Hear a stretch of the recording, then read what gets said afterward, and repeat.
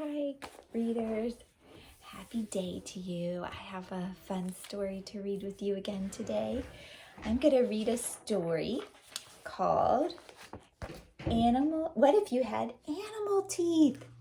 Written by Sandra Markle, illustrated by Howard McWilliam.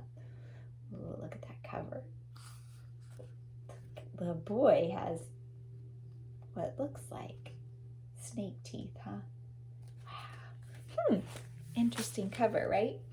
I chose this book because we're going to be thinking about something that good readers should think about as they're reading. We're going to think about, why did the author write the book? What's the author's purpose? So there are three main reasons why an author writes a book, but there can be many more and a combination of reasons of why they write a story.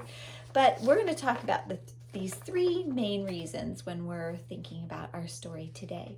So author's purpose. An author may write a story to persuade us, inform us, or entertain us. Let's think about those words. What does it mean to persuade someone?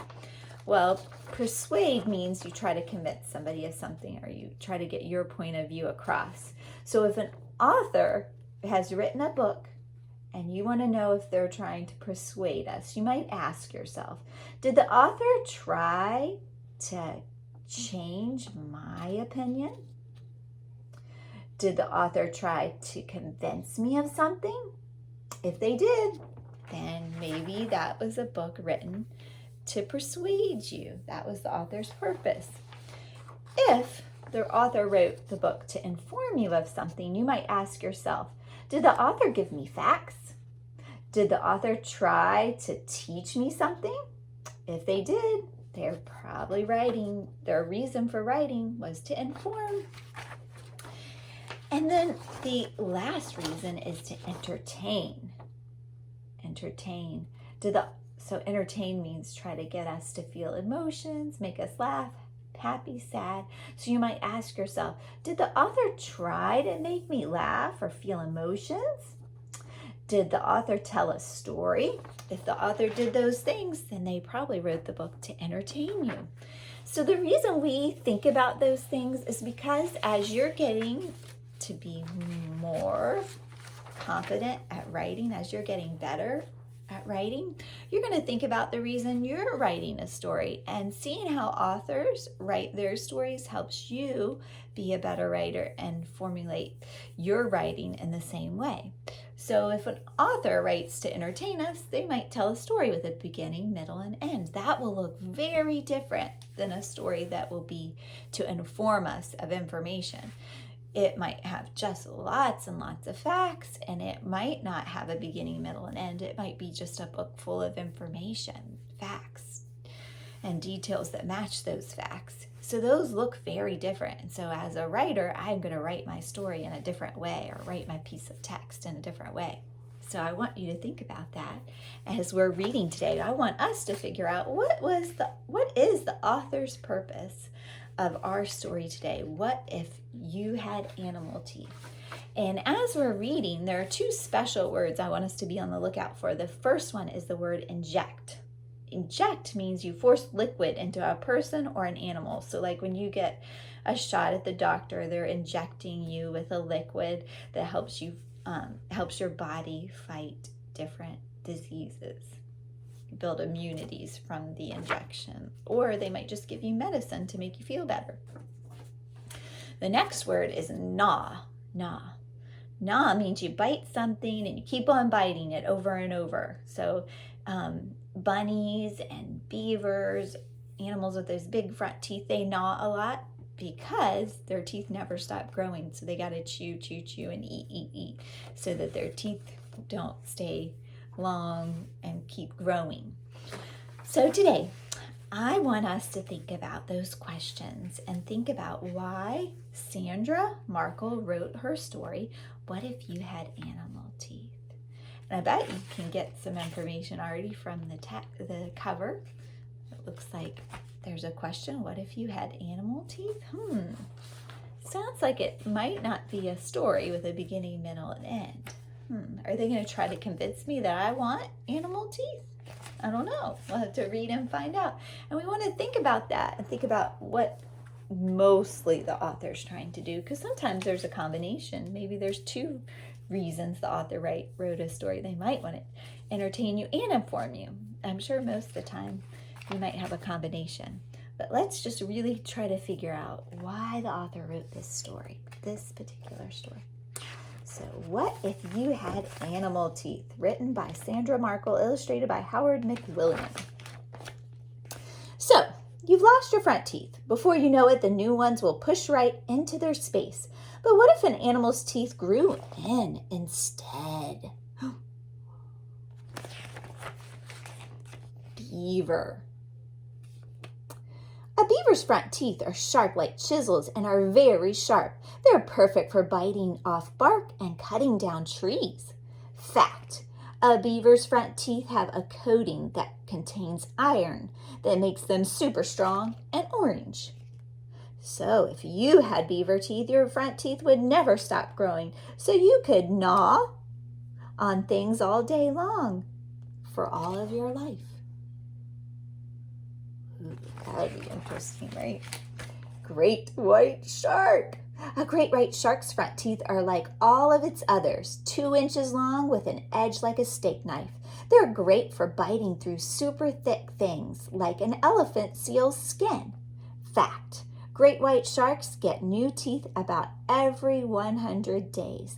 That keeps their bite at its sharpest. So if you had great white shark teeth, you never have to worry about losing a tooth. There'd always be a new tooth growing behind it, ready to slide into place. And there'd never be a gap in your bite. Wow. She's got a lot of shark teeth under her pillow, right? Narwhal. A narwhal's front teeth do something quite strange. The right one stays small, but the left one grows longer and longer and longer to nearly 10 feet. Once it's that big, it has a new name. Instead of a tooth, it's called a tusk. Fact: a narwhal's long front tooth grows right through its upper lip. What would you use your tusk for if you were a narwhal? Would you poke around to find fish or fight off your enemies? Or would you feel your way through the dark parts of the ocean?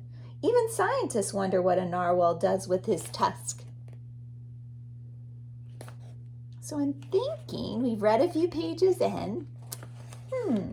Did the author tell a story, like a book that entertains us?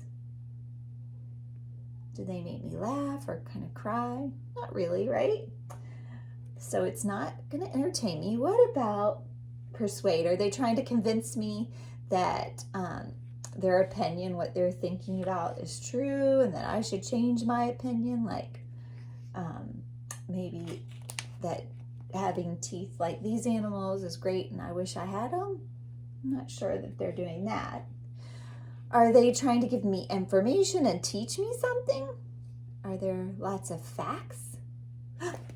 Right, facts, right? We keep reading fact here, so that's a good clue.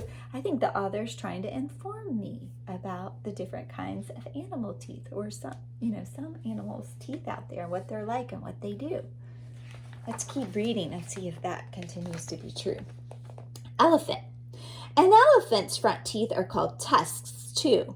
A male's tusks grow between 5 and 7 inches longer each year of its life. The world record elephant tusk was more than 11 feet long. They're great for digging water holes and pulling up tree roots to munch. Fact: elephants are right-tusked or left-tusked, meaning they use one tusk more than the other. Like you, right, huh? Cool. If you had an elephant tusk as your front teeth, then you'd be super strong too. You could easily lift your bed or even your family car, and no one would bully you, not even tigers. Rattlesnake. A rattlesnake's front teeth are called fangs. They're shaped like hooks, and the tips are like needles.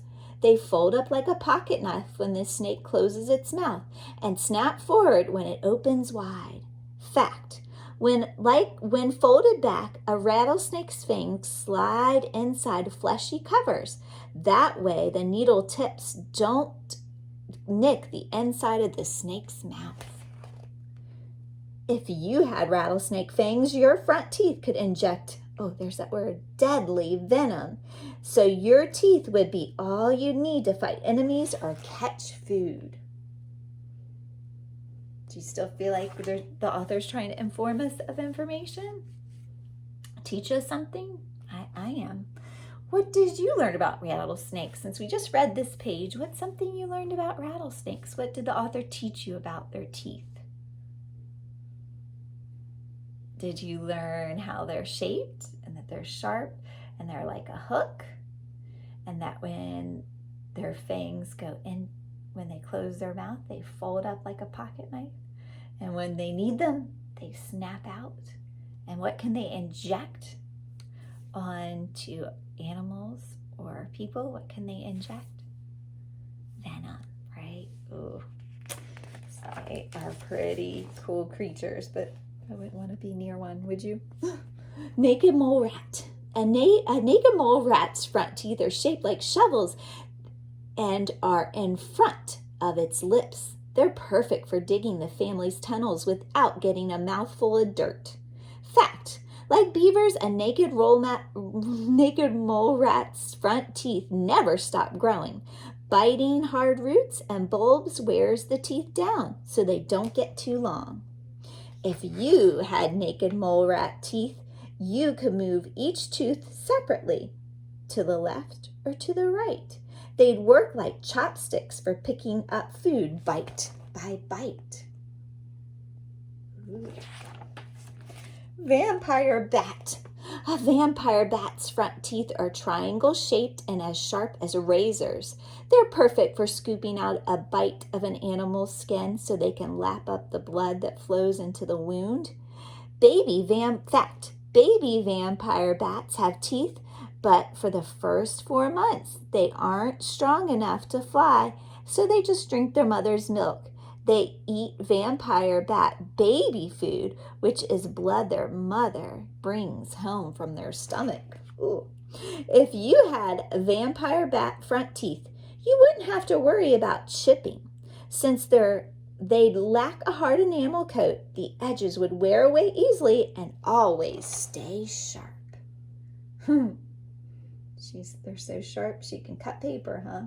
If you had vampire teeth, that's what they'd be like. Ah. Hippopotamus. A hippopotamus' front teeth are long, strong pegs with very sharp edges. They're powerful weapons, so opening wide to show them off helps hippos scare away their enemies, and the males win a mate. Fact, because a hippo's teeth don't yellow over time, in the past, they were made into dentures, so some people used to eat with hippo teeth, including the first U.S. President, George Washington. If you had hippopotamus's front teeth, you'd never have to brush. Your upper teeth would grind against your lower ones, keeping them clean and white. Oh, wow. Bengal Tiger. A Bengal tiger's front teeth are biting six-pack, 4 sharp pegs edged by twin-pointed cones set between the giant dagger-like canines. They're perfect for scraping feathers off birds and meat off bones. Fact. A mother tiger uses her front teeth to bite very gently so she can pick up her cubs. If you had Bengal tiger front teeth, they'd be strongly anchored in your jaw. You could bite and hold tight and dragging something very heavy, 5 times your weight. Whoa. Crocodile. A crocodile's front teeth are shaped like cones. They are sharp. They have sharp tips. They bite well, but come out easily, and new ones grow in very slowly. So a crocodile's front teeth are always changing and are often different sizes. Fact. Crocodiles can't clean their own teeth. They open their mouths for small birds called plovers to pick leftover food off their teeth. If you had crocodile front teeth, your teeth would stick out when you closed your mouth. You wouldn't need to open wide when you went to the dentist or gave a toothy grin. since we've been informed of a lot of different animals, what's an interesting fact that you learned about one of these animals and their teeth? What's an interesting fact that you've learned?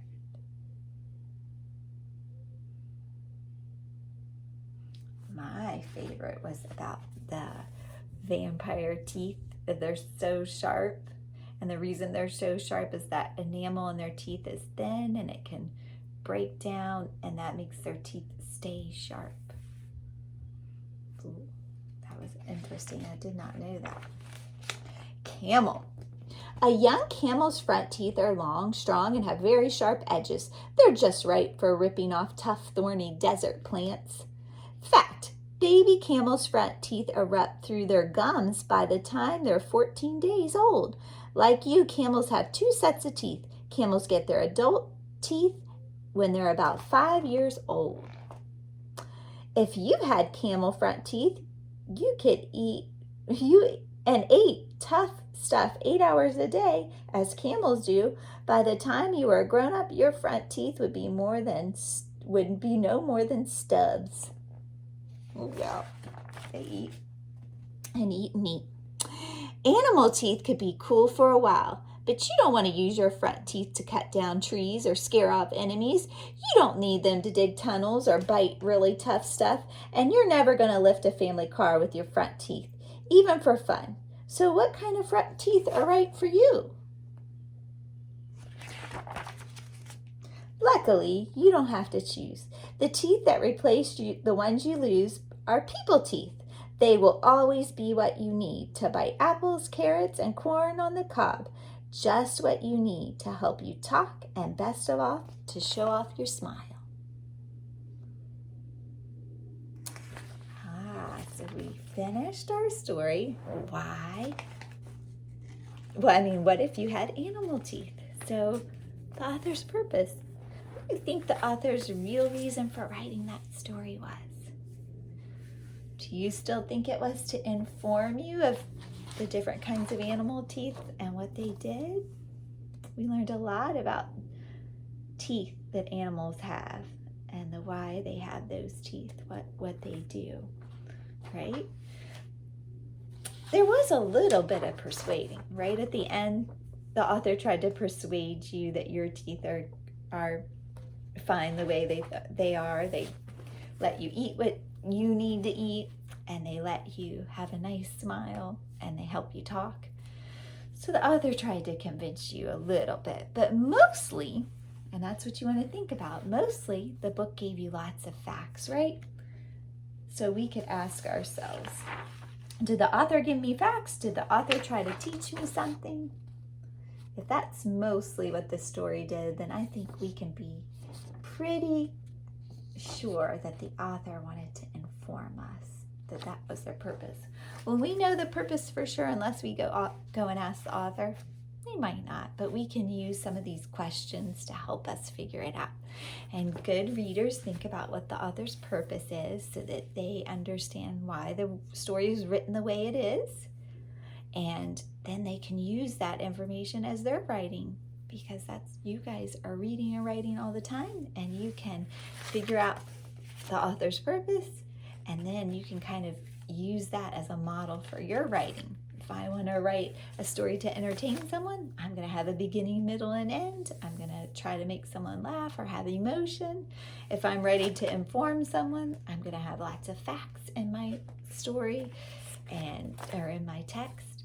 And if I'm going to persuade someone of something, I better have some information to try to convince them that my opinion's the best one, or give them information that might convince them that what I have to say is true. So thank you for reading with me. I hope you'll think about why the author wrote the books that you're reading as you read by yourself and with your teacher. Thanks so much. Bye.